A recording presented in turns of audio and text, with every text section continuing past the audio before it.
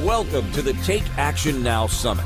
You will discover groundbreaking strategies for personal and business growth with leading experts and innovators. Today, transform forward. Step into 2024 with confidence. Strengthen your network, build relationships, and develop awareness and skills. Join our 21 world-class speakers and experience inspiration, hope for your future, and an elevation of your ambitions. Inspired Choices Network, our summit hosts, are excited to have you here. Are you ready to play with power tools? Like for real. And I'm not just talking about the ones that we plug into the wall, you know? So let me ask you, are you even aware that you have a toolbox? Maybe you know it's there, but you're not really sure what tools are available today or sharpened. We're going to explore today why Wonder Woman is not a fictional character. I invite you to buckle up, get comfy, and come with me on a ride that's going to explore a little bit of tragedy and a whole lot of triumph. If you have ever felt worn out and worked down, and you're ready to let that go and stand up tall in all of your divine warrior, I know you're going to find some tips and tools here today. My name is Char, and I'm known as your lead wellness warrior that loves to live a lifestyle of a dream life each and every day. I'm going to take you back to about 15 years old. Now, I'm going to invite you to play along with me. So imagine, what were you thinking about at age 15? What were you dreaming about? Was it maybe your next boyfriend or girlfriend? Was it the teacher that you really wanted to get rid of because you didn't like the class? Or was it maybe making a sports team, a cheerleading team, a dance team? Jot those things down. What was important to you at age 15?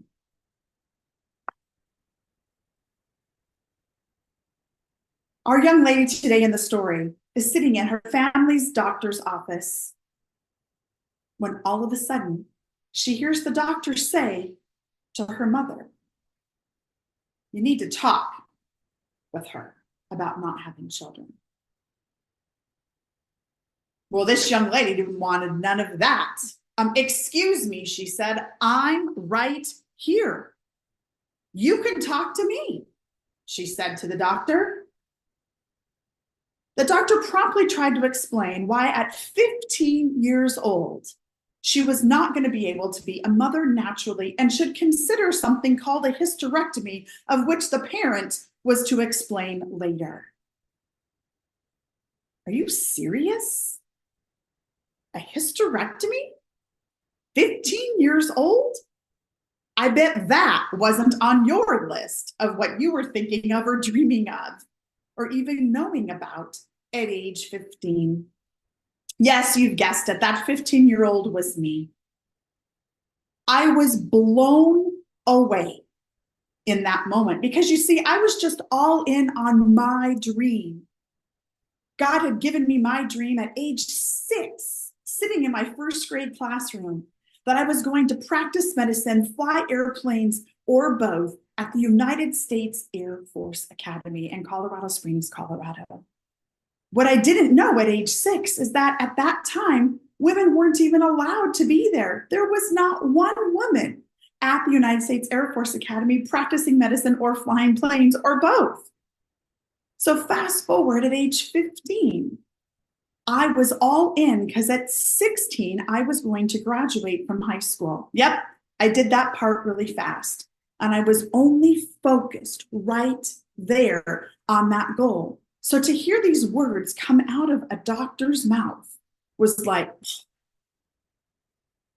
I wanted none of it. It wasn't in alignment with what was going on. Well, fast forward, I didn't take that doctor's advice and I didn't let that get in my little head back then. We just kept on moving forward and I was able to realize my dream. I was part of the first decade of women admitted to the United States Air Force Academy. I went on, I learned to fly planes, jump out of planes, and then ended up on my commissioning being able to go practice medicine. Wow, here I was, barely 20-something years old. All of my life's dreams were coming true. Everything was going so well according to plan. Well, at least Char's plan, my plan, that is, right? And I was even training for the Olympics. I had crafted my athletic ability along with my academic ability at the academy. And I got the opportunity to meet the US Olympic coach for weightlifting. And he was like, you need to come along. Come with us here. Wow.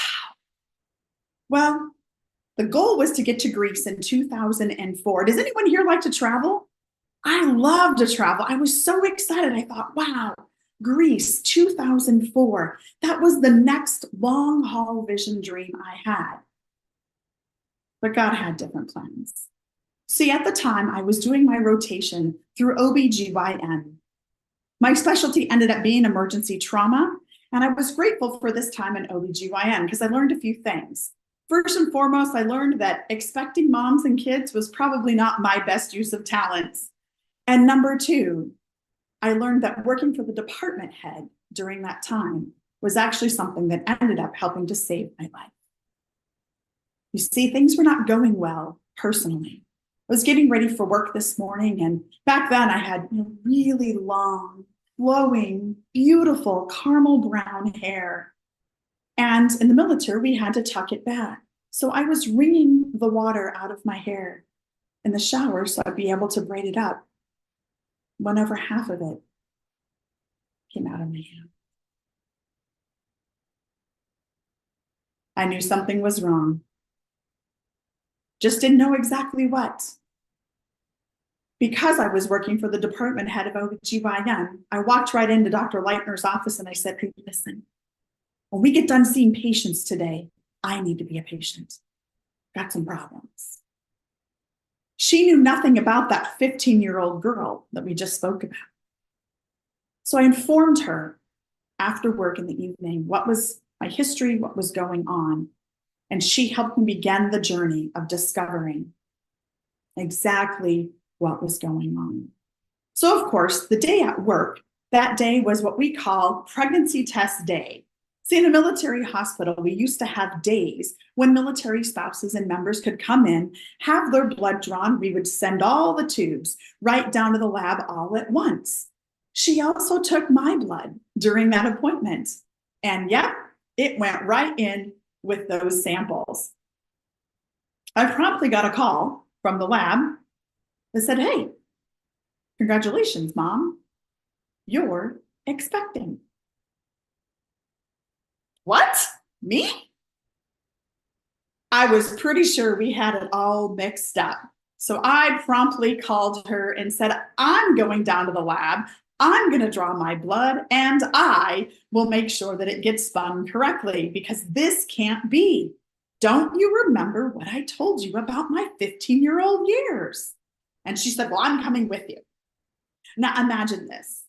Imagine two alpha females, military uniforms, marching down to the lab. As we bust through the doors, the director of the lab, Bill, says, how may I help you? And we began in simultaneous, and he says, ladies, nobody's drawing blood today but me. I will draw the blood. I will run the test myself while you wait. I'm sure you can imagine we were not very impressed or pleased at all. And then the news came. I was expecting. What? What's going on? What was going to happen now? The Olympics, my career. My then spouse was working somewhere else in the world. I just could not process it all. My, oh my. Well, I'm happy to tell you that 3 amazing things happened during that time. Number one, it was almost a picture perfect pregnancy and delivery. See, I was still training for the Olympics, working out every day. And when I got that news twice in the same day that I was expecting, I was almost 6.5 months along. This beautiful body here was still operating like a normal woman's body every single month. Yeah, no idea, right? Number 2, had amazing birth. The child came out great. He's now going to be 32 years old next week. Yes, but also that came with the breakup of my relationship. So now, again, what? I'm going to be a single parent, training for the Olympics, practicing medicine. How is this going to go? But it was that third door that I was not prepared for at all. And that came 3.5 hours after giving birth. I was all excited, ready to go down to the nursery, see my son, go do some walking. I was energized. And just before, I told my friend who was with me, I said, I'm going to use the restroom really fast, then we can get going. And it was at that time that I delivered 3 small, personal watermelon-size tumors and would learn that I had undetected and undiagnosed ovarian and cervical cancer. Can you say dagger in the heart? Again, I ask, what now? That journey ended up being 18.5 years dealing with that. And obviously, I made it through okay on the other side. Lots of ups, lots of downs. And in one of those downs, when I was down and out, I was worn out. I had had enough and just could not see a path forward. It happened. Yeah. I got to visit the heavenly realms. I met my Creator face to face. That, my friends, is a story of its own for another day. And please know that in that moment, I had realized I had lost all hope to live on this planet. I had forgotten all of the tools that had been in my belt of success for life. And I was divinely restored. I woke back up in my body in 2007 in Washington, D.C. Not totally sure just yet what had happened, but I knew that I felt life within me. And I had hope for the first time in decades that this girl was going to be able to go through life without that C word defining me forever. Feel that relief, right? Yeah. It was in this part of the journey that I realized that our power tools are so important. And we usually have them in a holster on our hip, but we rarely remember to use them.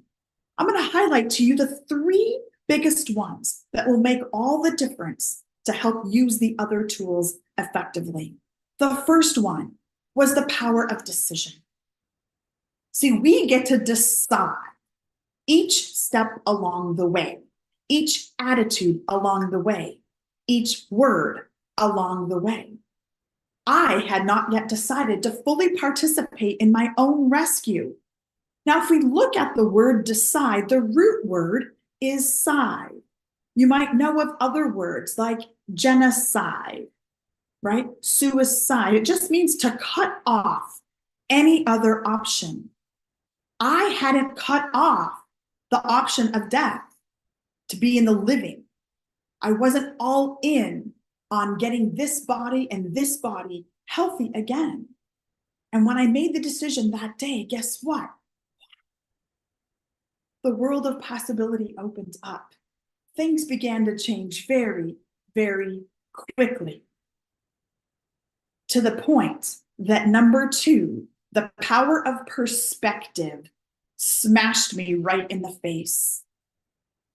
As we say, when we change the way we look at things, the things we look at change, correct? that is what was going on. I finally had decided to do and be all that I needed to participate in healing. And now the perspective was different. The possibilities were different. The spectacles I was using were different. Imagine that. Wow. And then number 3, my favorite one, the power of muscle building. And I'm not just talking about these physical muscles. Yes, that's very important. Absolutely. I'm talking about those other muscles, the mental muscles, the spiritual muscles that we all have. And we need to work them out to grow them stronger. And when they are stronger, then they serve us better. And then we can go be the impact we're divinely created to be in the world. And interestingly enough, 3 years and almost 4 months ago, today, I unfortunately and fortunately, I think, had another opportunity to exercise these very same tools and muscles that I had built all those years ago, because I was found dead in my home. Yep, that's right. From a benign brain tumor that took over the whole right side of my head. Holy Toledo Batman. Again, a story for another day. And what I'm grateful for is because I learned all these things during the years of cancer. It was very easy to pull those tools out that were very sharp and put them to work in my situation. And that experience only lasted 2.5 weeks. That's right. A miracle healing story, because I chose to participate again using the tools that had been developed long ago. So I'm going to ask you a question. Physical or health limitations or not, is your playing small, ducking out, avoiding, serving anyone, including you? Or is it taking away from who you're created to be and the impact you're to make here? You see, I believe all of us have this divine warrior within, and we are fighting to live our dream life every day of our life. We're creating that, not in a bad way, but it is a war of sense. And if you will let that warrior come live full time on the outside of your life, I promise you, you will then understand that Wonder Woman is not a fictional character.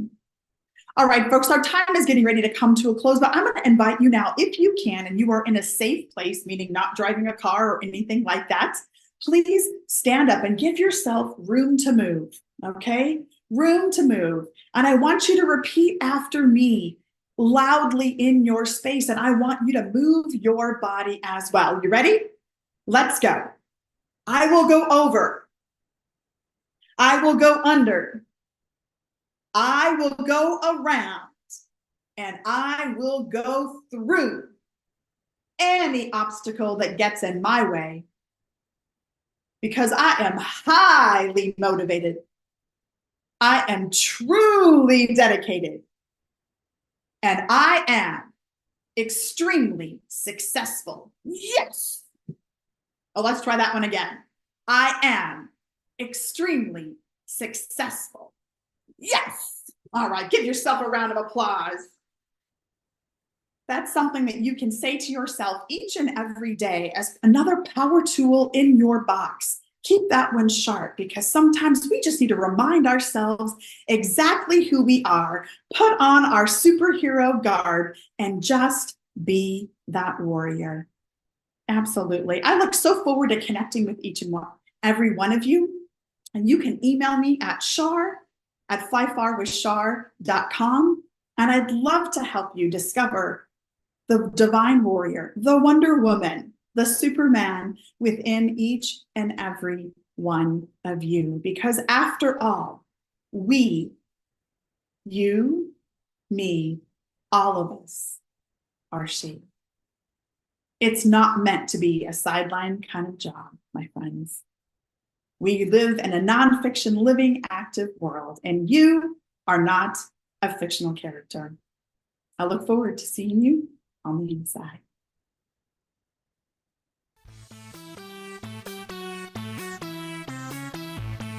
Thank you for joining this inspirational talk on the Take Action Now Summit. Inspired Choices Network and our expert speakers are excited to connect with you and learn about your desires to evolve and grow in 2024. If you'd like to learn more about everything Inspired Choices Network offers, including future summits, please email us at info@inspiredchoicesnetwork.com.